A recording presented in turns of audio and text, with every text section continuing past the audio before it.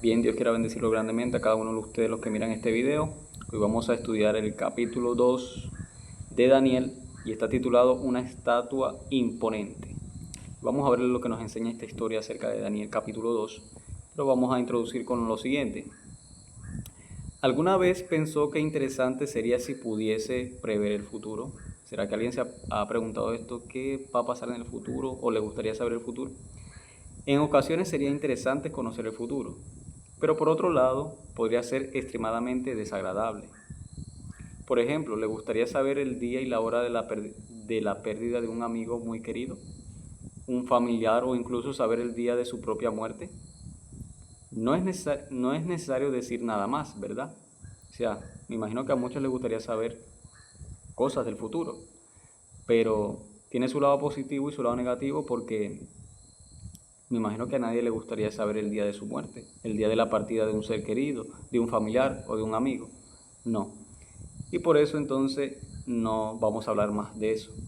Pero sí queremos conocer el futuro porque Dios lo ha revelado a través de su palabra. Y definitivamente conocer el futuro no sería tan bueno como podríamos pensar. Por esto Dios no permite a nadie conocer el futuro. Nadie puede proveer el mañana, ni los astrólogos, ni adivinos, ni los que juegan al azar.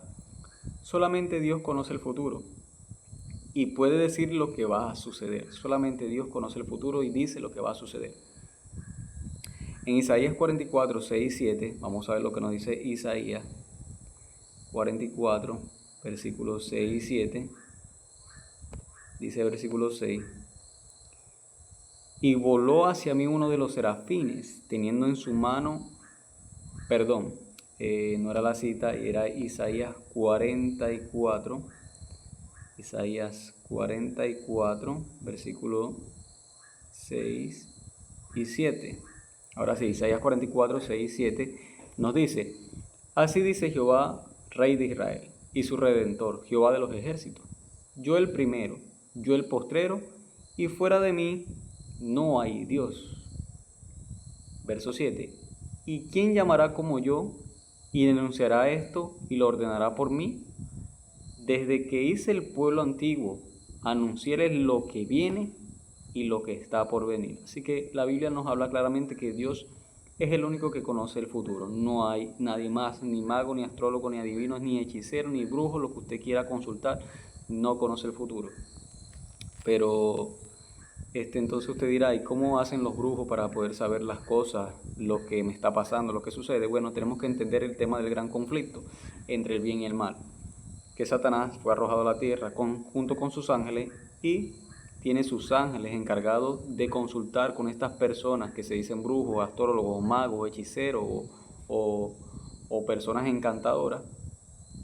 Pues los ángeles malos se presentan como ángeles buenos a estas personas y pueden saber, como ellos siempre están alrededor nuestro, queriendo destruirnos, pero Dios no lo permite, ellos buscan saber o saben por las mismas palabras que decimos nosotros lo que vamos a hacer mañana, pasado mañana, etcétera. Saben todo de nuestra vida y cuando nosotros vamos a un brujo, obviamente ellos tienen comunicación, ellos se presentan como ángel de luz y entonces ellos le dan la información de nosotros que quieran saber. Por eso al nosotros preguntarles a un brujo quién nos está haciendo mal, qué lo está pasando, ellos nos dan la información completa porque tienen comunicaciones con estas manifestaciones demoníacas que se presentan como buenas.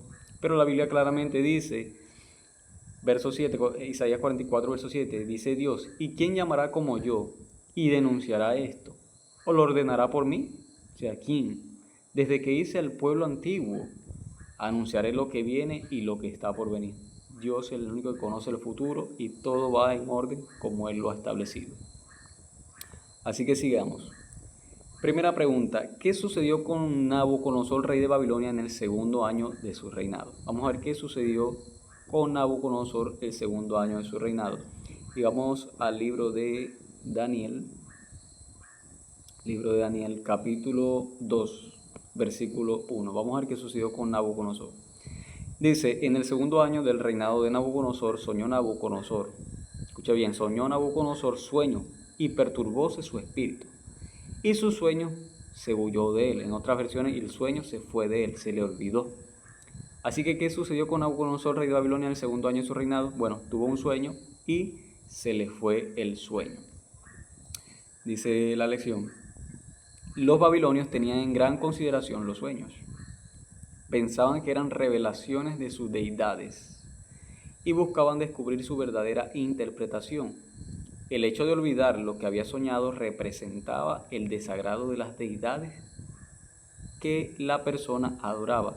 Interesante, así que cuando el sueño se le fue a Nabucodonosor, para los babilonios esto representaban que al irse el sueño, al olvidarse el sueño, era un desagrado de las deidades que ellos creían, de los dioses que ellos creían. Por lo tanto, al sentirse olvidado este sueño, el rey pensaba que venía un desagrado de parte de los dioses.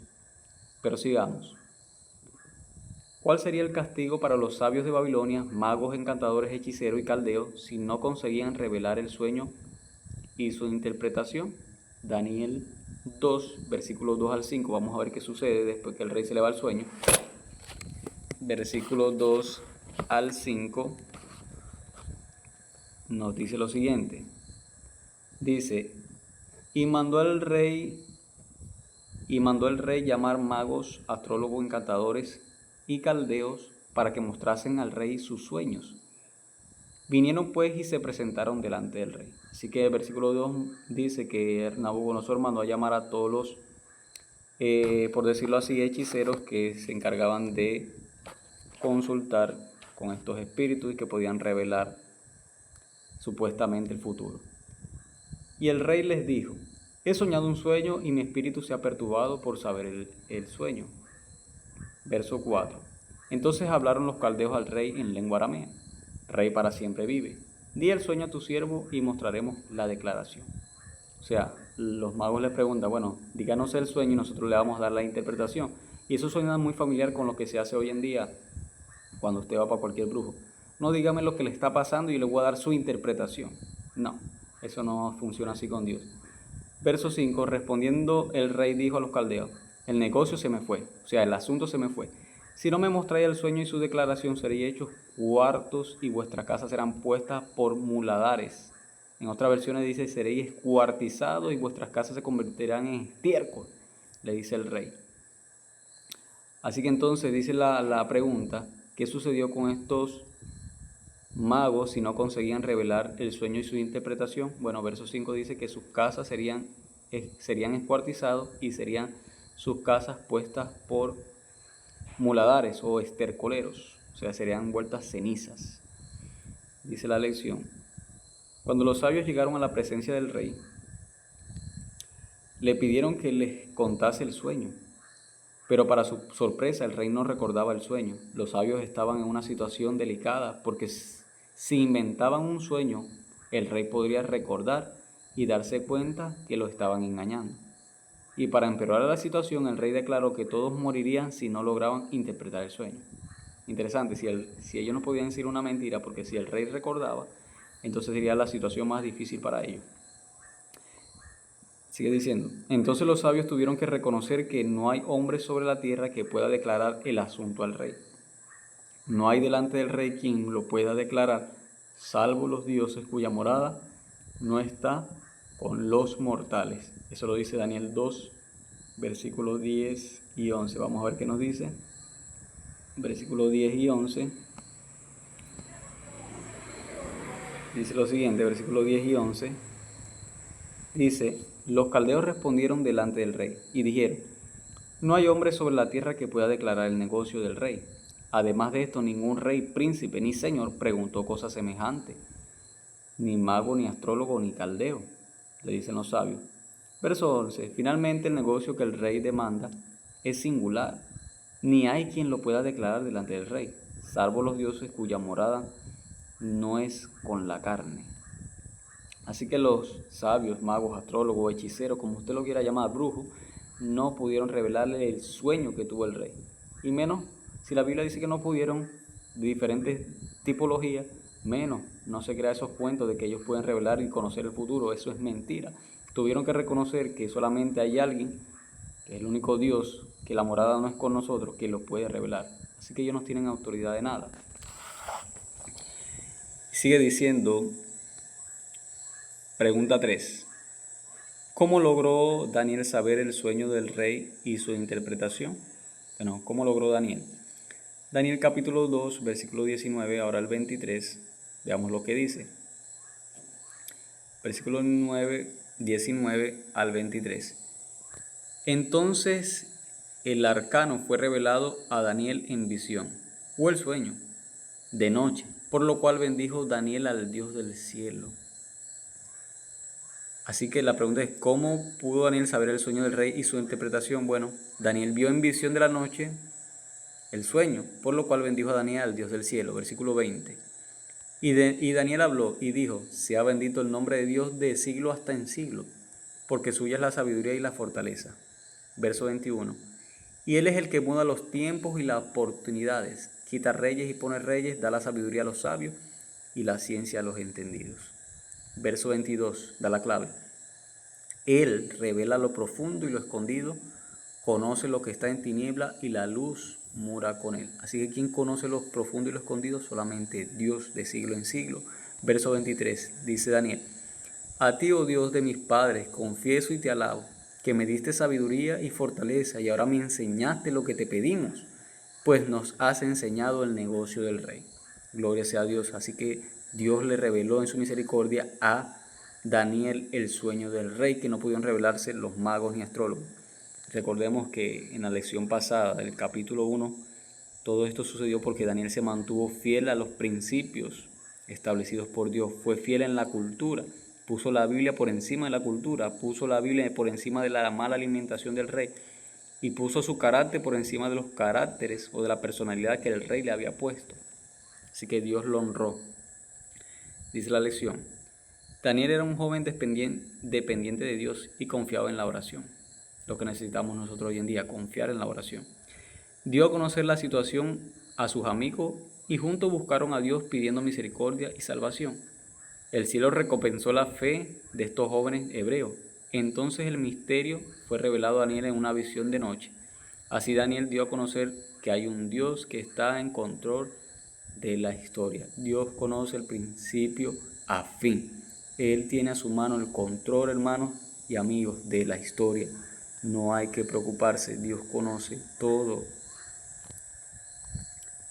Sigue diciendo, cuarta pregunta, ¿cuál fue el sueño del rey Nabucodonosor? Ahora vamos a conocer cuál fue el sueño, porque recordemos que el rey había olvidado el sueño, pero Daniel, por la gracia de Dios, pudo saber cuál era el sueño. Pero vamos a ver cuál es el sueño entonces del rey, según lo interpreta o le da la visión Daniel, exactamente como lo soñó el rey. Daniel 2, verso 31 al 33.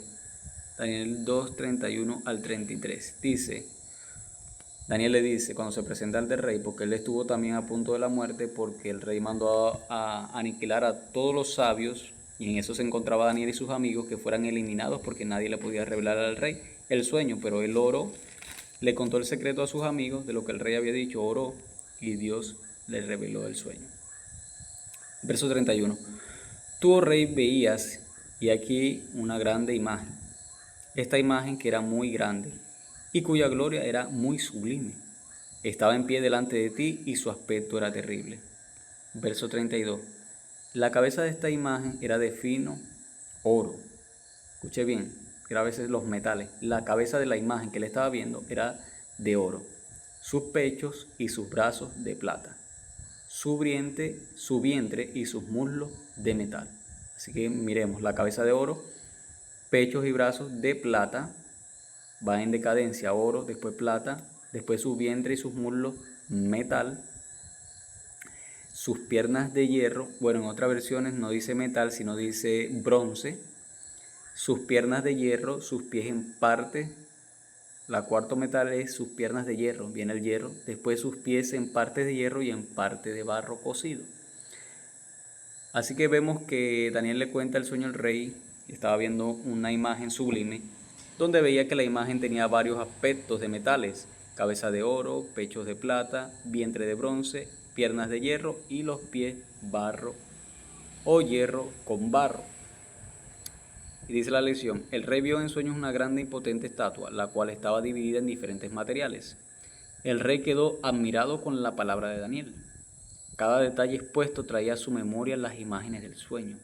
porque Dios se lo reveló exactamente, porque interesante, Dios conoce hasta los sueños de nosotros, eso no está oculto para Dios, conoce lo profundo y lo oculto, incluso de nuestro pensamiento. Cuánta reverencia y santidad debemos tener ante Dios, que conoce todas estas cosas, mis queridos hermanos y amigos. Pregunta número 5. ¿Qué elemento golpeó los pies de la estatua? Ahora vemos que la estatua la golpeó algo. Daniel 2, 34 y 35 dice Daniel, aquí está hablando con el rey todavía: estabas mirando hasta que una piedra fue cortada, no con mano, la cual hirió la imagen de sus pies de hierro y barro cocido y los desmenuzó. Así que una piedra desmenuza la imagen que Nabucodonosor está viendo en sueño y la desmenuza, o sea, no queda nada, la hace ceniza. Verso 35. Entonces fue también desmenuzado el hierro, el barro cocido, el metal, la plata y el oro se tornaron como tamo de la era del verano. Y levantólos el viento y nunca más se les halló lugar, mas la piedra que hirió la imagen fue hecha un gran monte que hinchó o habitó en toda la tierra. Interesante, así que el sueño es una imagen con diferentes metales, pero de repente ve una piedra inmensa que derrumba la estatua, la desmenuza, la hace ceniza, y se hace tan grande esa piedra que inunda o habita en toda la tierra. Así que la lección dice: en el sueño Nabucodonosor vio una gran piedra cortada sin auxilio de mano que golpeaba los pies de la estatua y desmenuzó por completo. En un instante la piedra se transformó en una gran montaña que tomó toda la tierra. Bien, ahora se está pregunta: ¿cuál fue la interpretación del sueño por Daniel? Ahora, el sueño tiene una interpretación, porque el rey también estaba pidiendo interpretación. Recordemos que para ellos, los babilonios, cada sueño tenía que tener una interpretación porque representaba algo que los dioses le querían decir. Pero el hecho de que se le olvidara cuál fue el sueño representa que los dioses estaban en desagrado con el rey, pero no es así. Daniel 2, 36 al 45, vamos a ver cuál es la interpretación del sueño de Nabucodonosor. Y hay algo importante que hay que mencionar aquí, que la gente dice, muchas denominaciones, ¿no?, que ustedes leen, dicen así, ustedes leen, dan la interpretación a su manera. No, la Biblia misma, Dios mismo a través de su palabra, da él su interpretación de las cosas que él mismo muestra. Nadie puede dar una interpretación que no sea sino conforme a la palabra de Dios. Y la Biblia nos va a dar la interpretación del sueño del rey Nabucodonosor. La misma Biblia. No estamos dando aquí una interpretación que me venga a la mente, no, sino que la Biblia nos va a enseñar la interpretación del rey Nabucodonosor. Verso 36 al 45. Le dice Daniel: este es el sueño. La declaración de él diremos también, y también debería estar ahí, y también en presencia del rey. Dice Daniel: tú, oh rey, eres rey de reyes, porque el Dios del cielo te ha dado el reino, potencia, fortaleza y majestad. O sea, Nabucodonosor es rey porque Dios lo permite. Y todo lo que habitan hijos de hombres, bestias del campo y aves del cielo, él ha entregado en tu mano y te ha hecho enseñorar sobre todo. Dice: tú eres aquella cabeza de oro. Así que la cabeza de oro de la imagen que estaba viendo Nabucodonosor representa la cabeza de oro, el reino de Babilonia. Recordemos que Nabucodonosor era rey de Babilonia. Así que el Daniel le da la interpretación. Estamos viendo que la Biblia está dando su interpretación. Dice: tú, oh rey, eres la cabeza de oro. O sea, el reino de Babilonia representa la cabeza de oro. Verso 39. Y después de ti, escuche bien, después del reino de Babilonia se levantará otro reino menor que tú. Y por eso era pechos de plata. O sea, la plata es inferior que el oro. Otro reino representa el pecho de plata, otro menor que tú, y después otro tercer reino de metal o de bronce, el cual se enseñoreará de toda la tierra. Y el reino cuarto será fuerte como hierro, como el hierro desmenuzará y doma todas las cosas, o despedaza todas las cosas, y como el hierro que quebranta todas estas cosas, desmenuzará y quebrantará. O sea, será un reino fuerte. Verso 41. Y lo que viste de los pies y de los dedos, que recordemos que los pies eran vueltos con barro y hierro, Dice, en parte de barro cocido de alfarero y en parte de hierro, el reino será dividido, mas habrá en él algo de fuerza, de hierro, según que viste el hierro mezclado con tiesto de barro. Verso 42. Y por ser los dedos de los pies en parte de hierro y en parte de barro cocido, en parte será el reino fuerte, o sea, ese último reino sería fuerte, y en parte también sería frágil. Verso 43. Cuanto a aquellos que viste el hierro mezclado con tiesto de barro, mira la interpretación que da. Mezclarse con simiente humana, mas no se apegará el uno con el otro. Como el hierro no se mistura o se conjentura o se pega con el tiesto, o sea, con el barro. O sea que sería un pueblo, tanto político como religioso, y lo vamos a ver más adelante, que tratarían de unirse, pero no se unirían. Verso 44. Y en los días de estos reyes, recordemos reyes, levantará el Dios del cielo un reino, así que la piedra simboliza un reino, levantará un reino que nunca jamás se corromperá. Y no será dejado a otro pueblo este reino, el cual desmenuzará y consumirá todos estos reinos, y él permanecerá para siempre. Y último verso 45. Dice, de la manera que viste que del monte fue cortada una piedra, no con mano, la cual desmenuza el hierro, al metal, al tiesto, o sea, al barro, a la plata y el oro, el gran Dios ha mostrado al rey lo que ha de acontecer en lo porvenir. Y el sueño es verdadero y fiel su declaración. Interesante. ¿Sí vamos entendiendo? Así que note usted lo que dice la lección.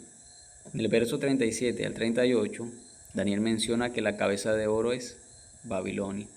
Después, verso 39, le dice que seguirían los pechos y brazos de plata, seguiría otro reino. Luego el vientre, otro reino.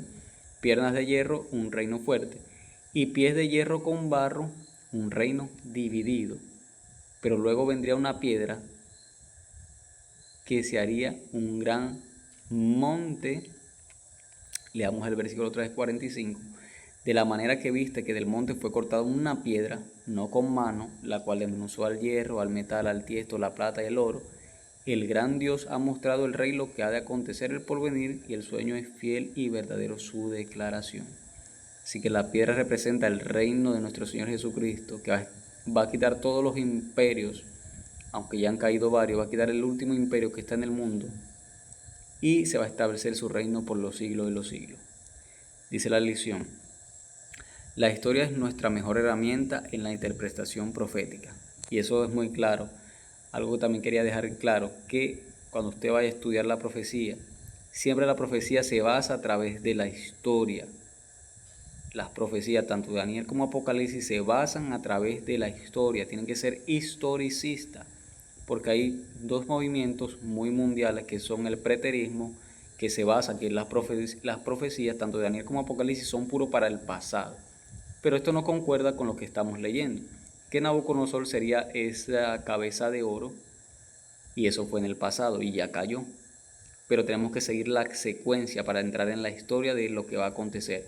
Y claro, estos movimientos lo inventó el catolicismo, tanto el preterismo como el futurismo, y los otros futuristas dicen que las profecías tanto de Daniel como Apocalipsis son para el futuro. Pero eso es una mentira, porque la Biblia nos está dando la secuencia de la historia, de lo que va a acontecer en la historia, y por eso al estudiar las profecías tenemos que mirar la historia, lo que va sucediendo a través de la historia, y complementarlo con la Biblia. Así que dice la profecía bíblica de Daniel, la cual nos dice claramente que Nabucodonosor representa el imperio babilónico. Era la cabeza de oro de la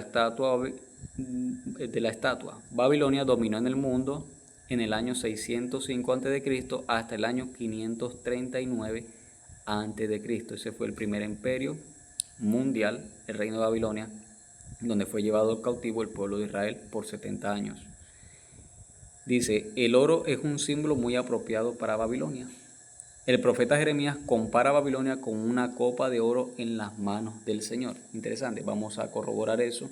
Jeremías 51, versículo 7, dice Jeremías: vaso de oro fue Babilonia en la mano de Jehová, que embriaga toda la tierra.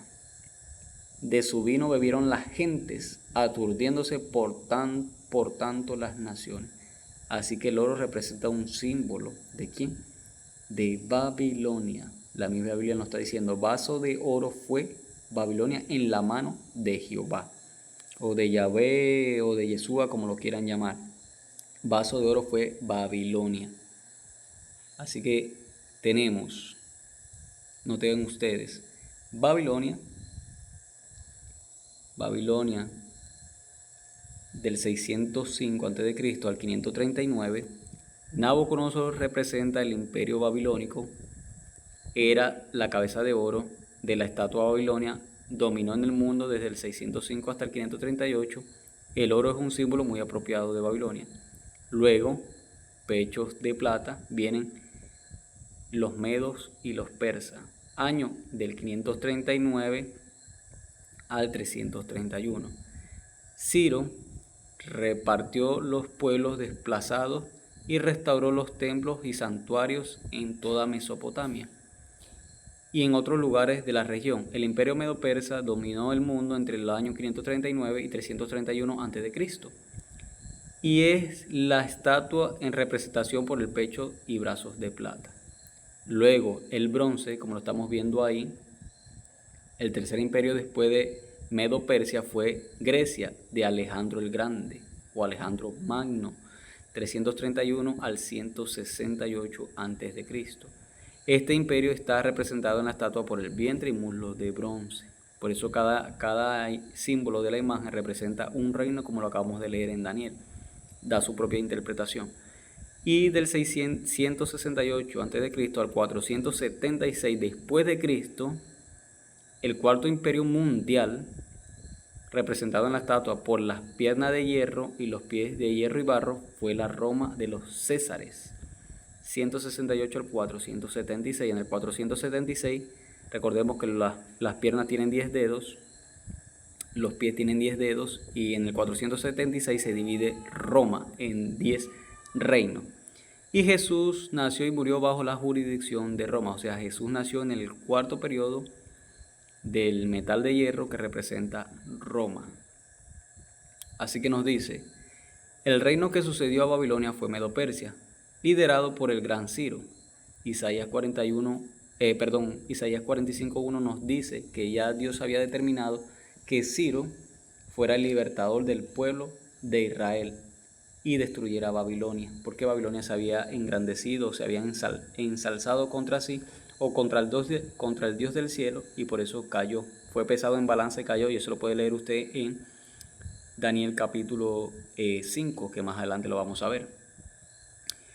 Así que, y ejemplificado en el sueño por el pecho y los brazos de plata. La historia de la caída de Babilonia está registrada en el cilindro de Ciro. En la línea 15 al 21 del cilindro aparecen trechos dando la genealogía de Ciro el Grande y relatando la toma de Babilonia en el 539. Así que ahí tienen la evidencia. En el libro Cilindro de Ciro puede buscar usted la información desde cuándo gobernó. El tercer reino de Medo-Persia fue Grecia de Alejandro el Grande, 331 hasta el 168. Este imperio está representado en la estatua por el vientre y las caderas de bronce. Alejandro trabó 3 batallas hasta vencer a Darío III, rey de Medo-Persia. La primera fue la batalla de Gránico en el año 334.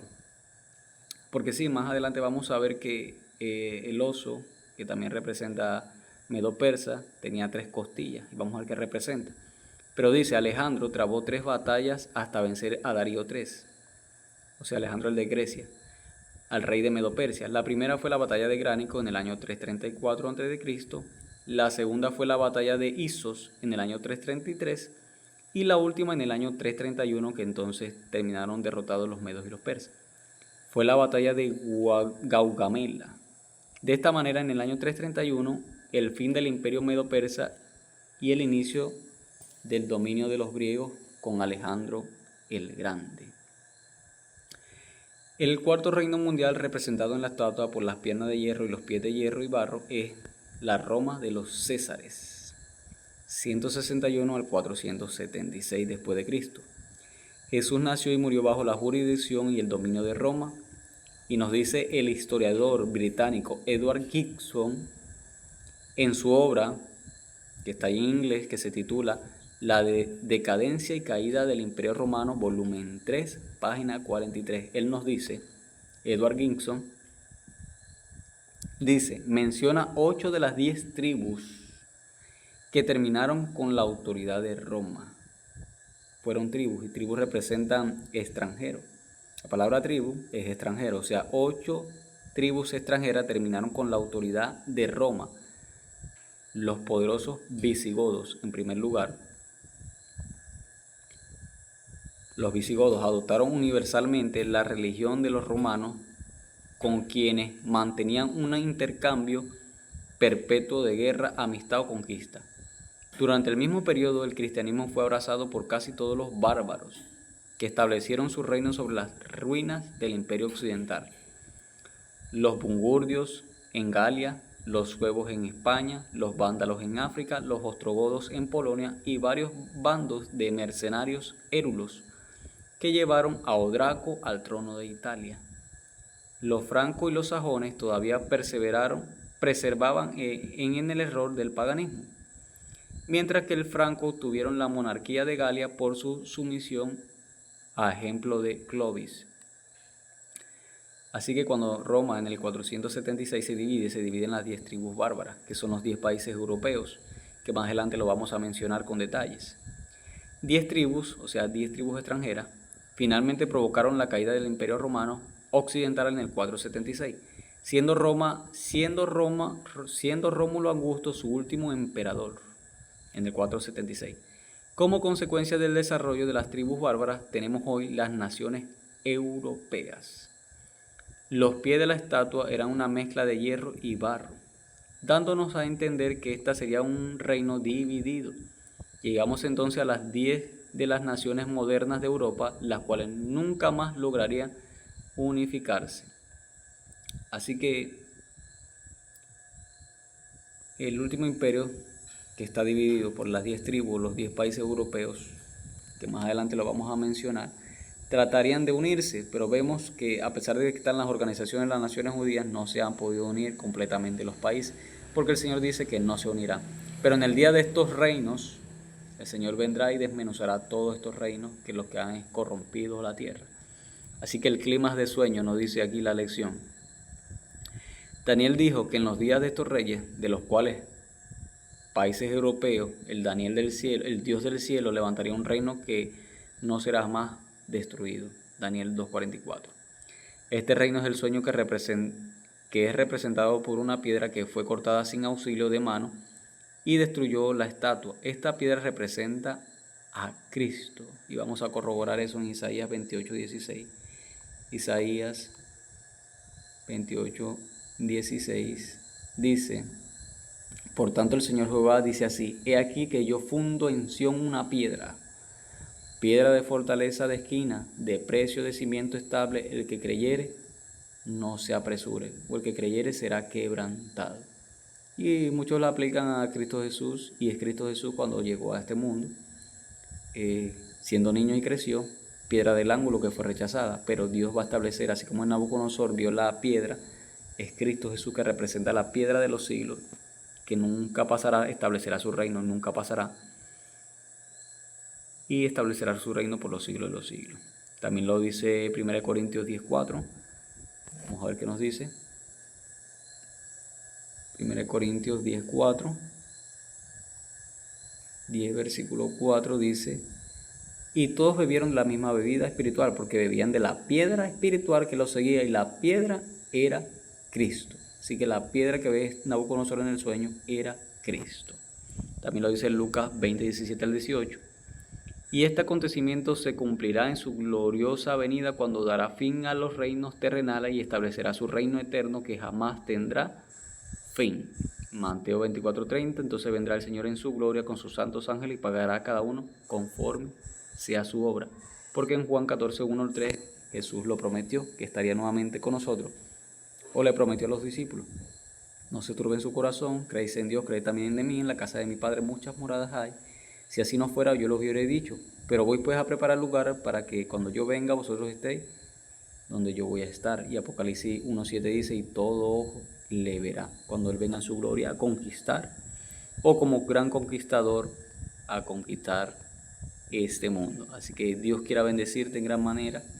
Nos vemos en otro video donde vamos a hablar de Daniel, capítulo 3, y vamos a poder aprender muchas cosas interesantes que necesitamos aprender en los últimos tiempos, porque la verdad está siendo pisoteada y necesitamos darle a conocer nuevamente a la gente las profecías. Dios quiera bendecirte y te pueda ayudar en gran manera cada día nuestro Dios.